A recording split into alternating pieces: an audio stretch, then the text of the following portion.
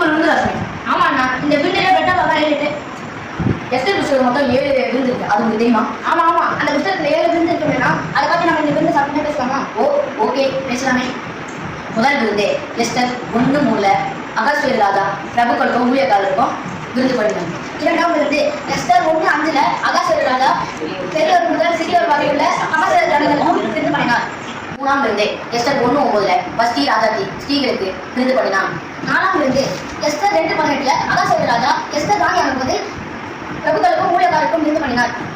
ஐந்தாம் விருந்து ester 5:4 ester ராஜாவுக்கும் மாமனுக்கும் விருந்து பண்ணினான். ஆறாம் விருந்து எஸ்டர் 5:8 எஸ்டர் மறுபடியும் ராஜாவுக்கும் மாமனுக்கும் விருந்து பண்ணினாள். ஏழாம் விருந்து எஸ்டர் 9:21-22 யூதர்களை அழைக்கும் பணி நிறுத்த ஆமானை அளித்த அந்த நாளை யூதர்கள் விருந்து பண்ணி கொண்டாடினார்கள். இதுதான் எஸ்டர் புத்தகத்துல 7 விருந்துன்னு சொல்லிருக்கு. சரி வாங்க, நம்ம எந்த விருந்து கண்டிப்பாக பண்ணிடலாம். நைஸ், நல்லா இருக்கும்.